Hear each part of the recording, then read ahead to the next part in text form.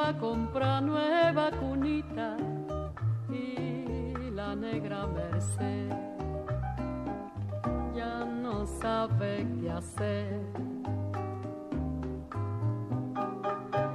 Drume negrita que yo va a comprar nueva cunita y la negra Merced ya no sabe qué hacer. Si tú drume, yo te traigo mamá y bien colorada. Si no drume, yo te traigo un babalao que da paupa. Y drume negrita que yo va a comprar nueva cunita que va a tener capité, que va a tener cascabel.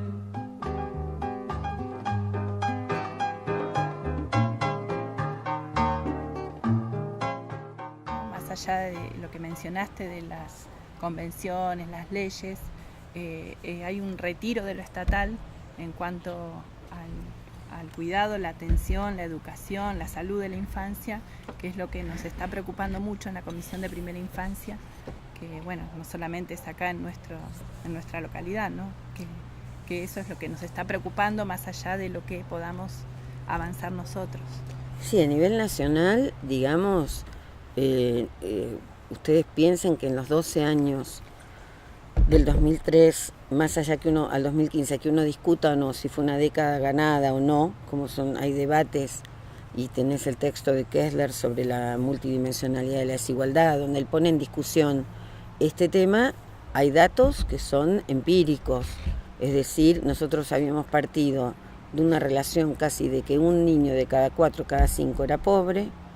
Si vamos más atrás, tenemos los datos de 1993, de que la mayoría de los pobres eran niños y la mayoría de los niños eran pobres, 1993, ahora yo creo que vamos hacia eso nuevamente, lo que era reconocido como la infantilización de la pobreza, fenómeno de nuestro país, fenómeno que se dio en ese momento también en Uruguay, y entonces el riesgo que, bueno, y esta década que uno puede discutir con quien piense de una manera u otra si fue ganada o no, la verdad es que disminuyó a menos de 2 dígitos los niveles de pobreza. La pobreza, la marginalidad y exclusión son términos diferentes, ¿sí?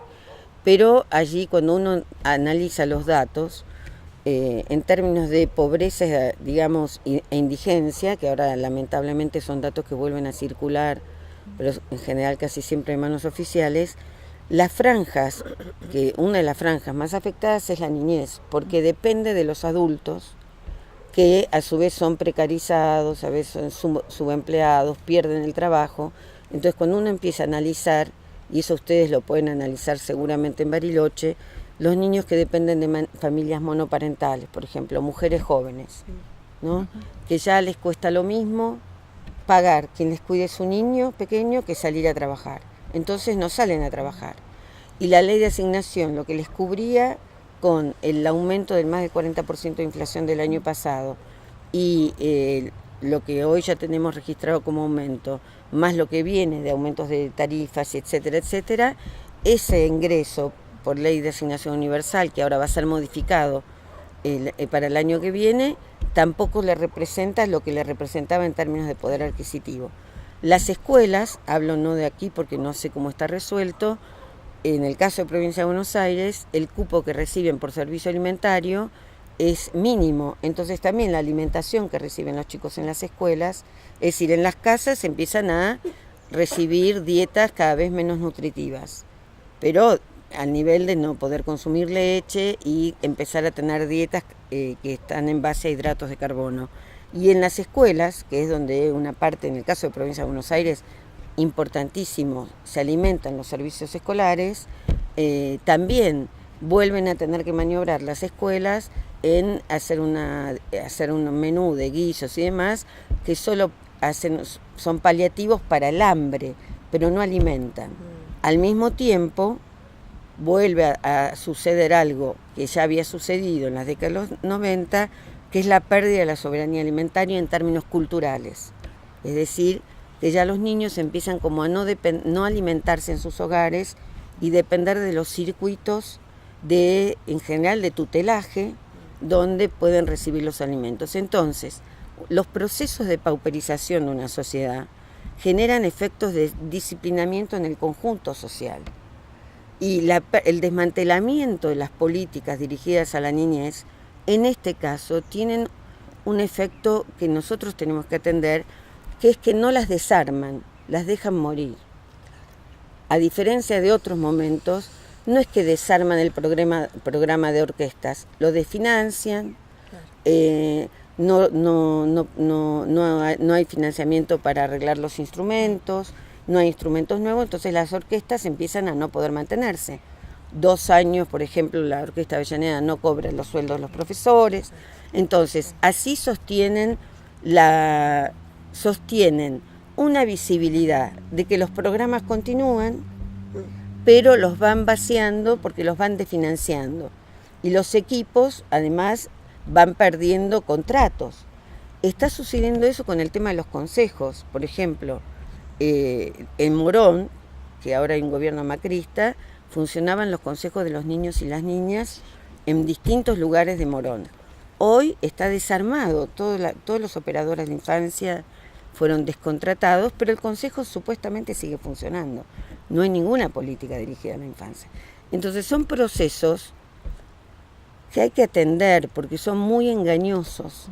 Son procesos donde hay mucho en publicidad, ¿no? Muchas caras felices, niños felices, en general rubios y demás.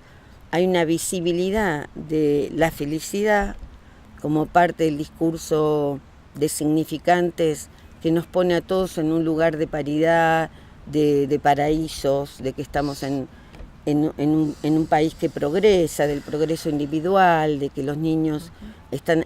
Y al mismo tiempo hay un desmantelamiento de todas las políticas públicas dirigidas a la niñez y que van dejando sueltos a los niños a las posibilidades o a los límites y posibilidades de los grupos familiares.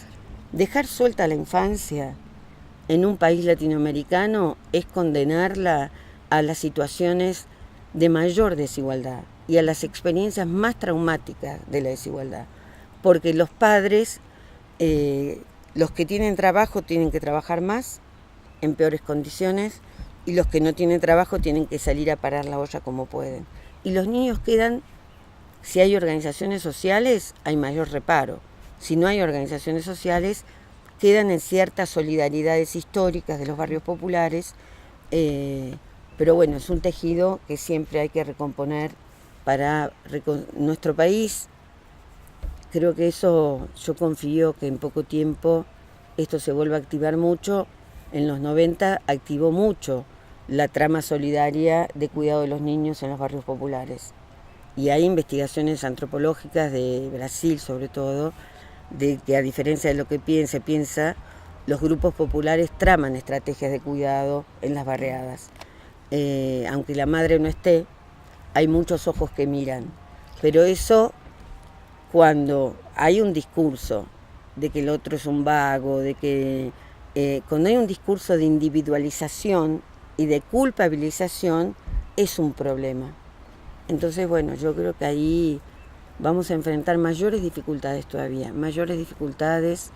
Los datos vienen siendo los datos duros que vienen teniendo incluso el Observatorio de Infancia de la Universidad Católica, que fue un pivote de crítica al gobierno kirchnerista, les viene expresando la situación gravísima de la infancia en la Argentina. Y va a ser, creo que vamos a tener datos en términos nacionales todavía mucho peores. Con las compañeras docentes de educación inicial trabajamos muchísimo sobre esta preocupación, ¿no? ¿Qué hacemos nosotras en la escuela, en el jardín, en la escuela infantil, en los centros de primera infancia? Y te preguntábamos qué hacemos nosotras como educadoras, ¿no? Ahí, en esa instancia, en ese momento cotidiano de parte de la vida de las niñas y de los niños, ¿no? ¿Qué tenemos que hacer ahora en este momento? ¿Cómo construimos junto a las familias este trabajo que vos decís de resistir, de sostener, de construir algo colectivo para enfrentar esta situación?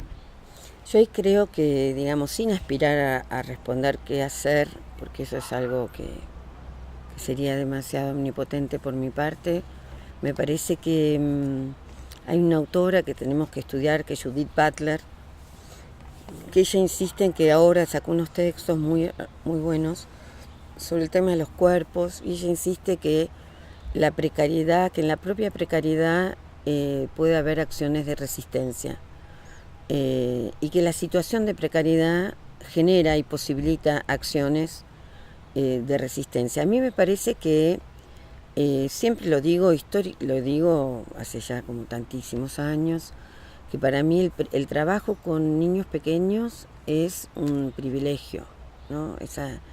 Lo digo porque es una oportunidad de encuentro con una generación que todavía no fue aplastada en términos del dispositivo de escolarización, sino fue aplastada por los rituales, no fue escolarizada en el peor sentido, ¿no? Porque obviamente nosotros escolarizamos en buenos sentidos también, pero no fue escolarizada en el peor de los sentidos, ¿no?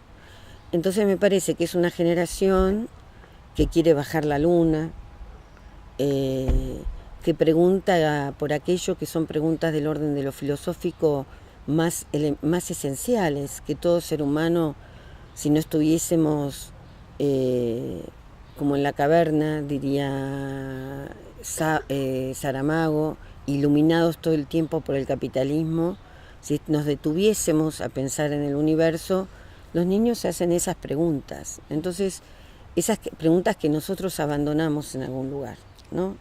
Yo decía, a veces esta preocupación por cambiar el modelo de celular nos hace abandonar las preguntas por nuestra propia presencia en el mundo, ¿no?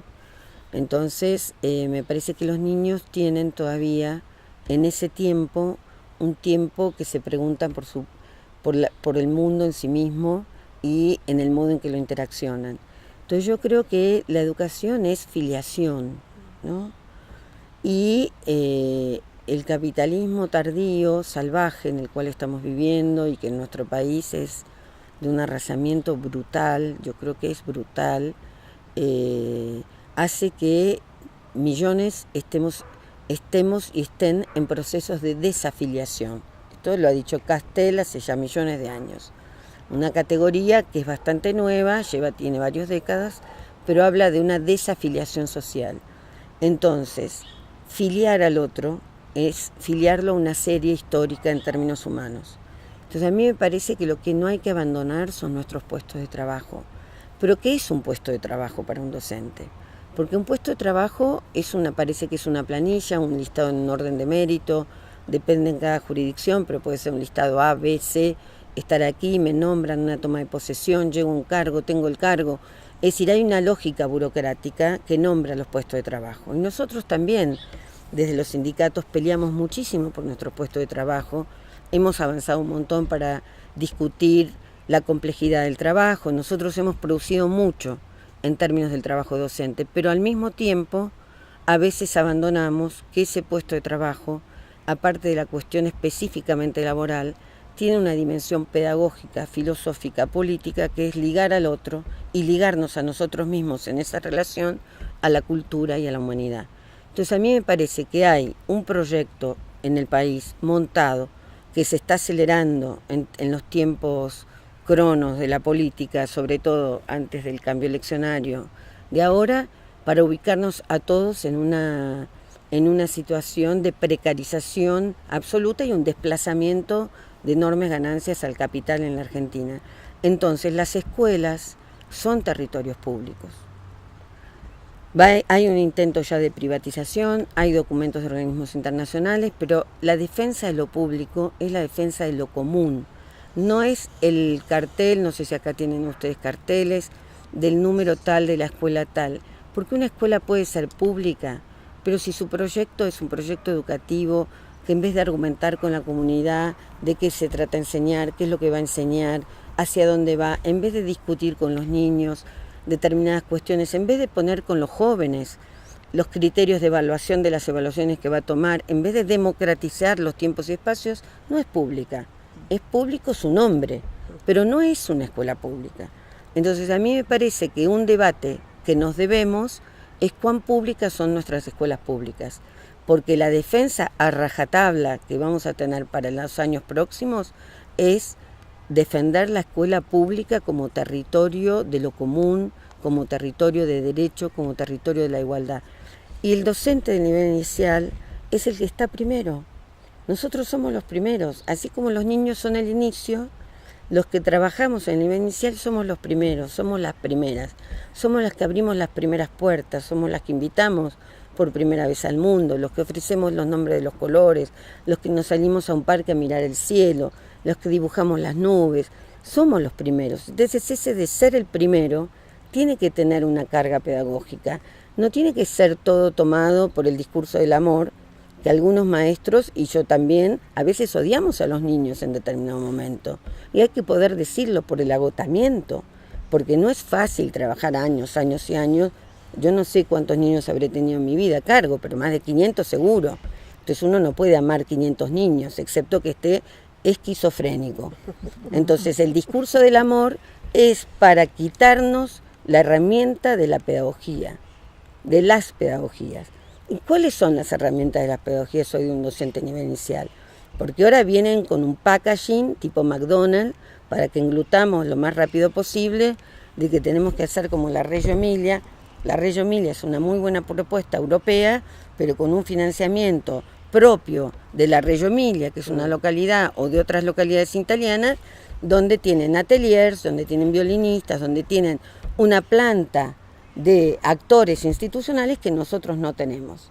En un encuentro europeo del que yo participé, una colega chilena dijo, está todo extraordinario, Noruega, acá traen a Finlandia, pero ¿cómo esto nosotros lo traducimos en América Latina? ¿Cómo nosotros vamos a hacer una escuela con 15 niños, con 15 niños cuando nosotros abrimos un jardín en el conurbano, entran 300 y ya te quedan 200 en lista de espera? Vamos por el modelo tradicional, nos permiten innovar, no nos permiten innovar, nos meten un modelo extranjero que saben que es imposible, porque si nosotros vamos por la Reggio, tienen que poner un montón de cargos más. Si vamos efectivamente por la Reggio Emilia, tienen que poner un montón de cargos más. Tenemos que discutir las plantas funcionales. ¿Qué jardín no va a querer tener un violinista en su planta? ¿Qué jardín no va a querer tener un artista en su planta? Pero los jardines que tuvieron mayor cobertura en la Argentina fueron los de Tierra del Fuego. Tenían hasta pediatra. Yo estuve en esos jardines de infantes, se lo borraron de un plumazo. Entonces, lo que van es por escuelas de bajo coste, como ha planteado Sonia Leso, de nuestra compañía de Cetera, y una retórica supuestamente profesionalizante de que estás en Europa. Ahora, ¿qué haces vos ahí? Te amacás solo. Entonces vos vas a estar en Solano, con 30 pibes, en un aula, sin recursos, ya sin libros, porque no mandan libros, sin juguete, pues no te mandan juguete, como decían ayer, pero con un imaginario que te formás para la Reggio Emilia. Eso hay que atenderlo, porque al mantenerte el imaginario que te forman para la Reggio Emilia, vos desatendés que no estás recibiendo un solo libro, no pones en discusión tus condiciones de trabajo.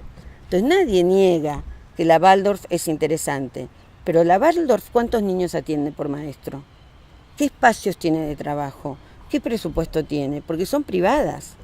El modelo viene por la privatización y nosotros vamos a defender lo público, pero tenemos que escribir, tenemos que salir a argumentar con los padres, tenemos que decir, los niños no son un cerebro, los niños no son la neurociencia. Nosotros hablamos de pedagogía. La neurociencia en el campo científico ha tenido muchísimos avances, pero su traducción literal al campo de la pedagogía es solo un negocio, porque esto viene atado a un packaging de cursos, de fundaciones, para que nosotros hagamos. Es solo negocio. Es para determinar que tenemos 70 millones de neuronas y que entonces si vos movés un palito de acá a acá, esa neurona trabaja. No, nosotros vamos a decir, nosotros vamos a trabajar las neuronas, pero porque nosotros siempre trabajamos las neuronas. Porque cuando nosotros salimos a un parque a trabajar la internalización del esquema corporal y pasamos de un trabajo corporal al plano gráfico, nosotros las neuronas trabajan todas. Ni una ni 70 millones, trabajan todas. Entonces, esa transferencia de discursos científicos o pseudocientíficos al plano de la pedagogía y la didáctica es porque atrás viene el negocio de la capacitación. Eso es lo que hay que develar con los compañeros. Porque todo lo que viene de las emociones, clases de yoga en las escuelas primarias, la neurociencia, son negocios. No hay un mejoramiento de la calidad educativa. Son la mercantilización de la educación pública. Porque la cuestión de la emoción también, ahora acaba de salir un libro extraordinario de Ana Abramowski sobre los afectos. Hay investigaciones muy serias sobre los afectos magisteriales. Y este es un tema, un campo problemático, diría Bourdieu. Pero el tener un ratito de yoga, que puede ser que tenga yoga, mientras vos enseñes las matemáticas con mucha complejidad. Porque entonces nosotros vamos a ser un país agroexportador, con las estancias patagónicas, como a principios del siglo XX o siglo XIX, y las producciones calificadas, complejas y todo va a estar en el exterior. Y nuestros niños van a ser mano de obra barata, al igual que en el siglo XIX. Entonces, ¿yoga para qué? ¿Para quién? No queremos yoga, queremos, si vos querés yoga, la hacemos afuera, pero queremos lo mejor y de máxima en todas las disciplinas, porque la plataforma, y esto ya lo está denunciando Patricia Sadowski, de matemáticas, que ahora dicen que va a ser para las horas virtuales de los profesorados, es una plataforma privada. Ya lo está denunciando Patricia Sadowski, ya han salido, es decir, que tenemos que atender que detrás de estos discursos lo que hay son negocios, pero que nos intentan envolver en retóricas que tienen espejos de colores, que nos ubican de nuevo a los docentes como consumidores de culturas que no pertenecen. Yo creo que allí hay que poner en discusión qué pedagogías, qué series históricas, qué discusiones nos debemos para poder imaginar otros futuros posibles con nuestros niños. Bueno, Patricia, amiga, compañera, queremos agradecerte profundamente, no solo por todo esto que nos aportás, como siempre, con tus investigaciones, con tus aportes, con lo que nos decís y nos llega y nos ayuda, sino también por tu compañía en estos días que estuviste acá acompañándonos, mirando juntos también la realidad. Y también yo quisiera agradecerte por el libro que en agosto fue presentado, tu libro de último con Antelo, de Encrucijadas entre el cuidar y el educar. Bueno, porque es un libro que justamente fue declarado de interés municipal aquí en Bariloche, también por las gestiones de la comisión y de la concejal Anita Marc, y porque creo que es un libro que a nosotros nos va a ayudar también a mirar este tema también del cuidar, del criar, del educar, que venimos problematizando. Y te queremos agradecer muchísimo. Muchas gracias. Gracias. Bueno, nosotras como compañeras de la militancia sindical, también sos para nosotras una maestra que desde hace más de 20 años nos viene acompañando, ¿no? en este pensar en la Patagonia, en Bariloche. Así que te agradecemos profundamente que nos acompañes, que nos sigas acompañando y que estés acá hoy con nosotras. Y también que, bueno, como dije ayer en la jornada, para nosotros es una alegría, un orgullo que nos acompañes, sos nuestra referente y nos ayuda mucho, nos sirve mucho en esto de cómo seguir y ver cómo redoblar fuerzas para seguir trabajando, porque tenemos una ardua tarea y bueno, nos ayudas un montón y bueno, ya sos parte nuestra de acá, de nuestra local, así que muchísimas gracias. No, gracias a ustedes. Yo la verdad que llevo lo de Bariloche a todos lados. Esto lo de Bariloche lo comenté ahora en Colombia, en Bogotá, en un encuentro, y me parece que nada, que es como un recorrido que vienen teniendo que no hay en el país, así que bueno, nada, espero escrituras y este video ya va a ser para ustedes su material y también tienen que hacer un video propio de la comisión, con intercambios y nada. Me parece que no hay que desalentarse, hay que saber que las situaciones son complejas, pero me parece que hay que encontrar una vuelta de pensamiento porque, bueno, no nos han vencido en otros momentos y me parece que hay que estar atento al porvenir todo el tiempo, ¿no? Como que no nos convenzan de este puro presente que nos quieren presentar como Truman Show, de que no hay otro horizonte posible. Y me parece que aquí hay muchos horizontes, este diálogo con la naturaleza también, ustedes tienen mucho aquí para otros futuros, para muchos niños. Hay que animarse a imaginar y romper la cerrazón que nos están intentando poner justamente en un imaginario más largo. Así que bueno, gracias a todas. Gracias, Patricia. Mujeres que reverdecer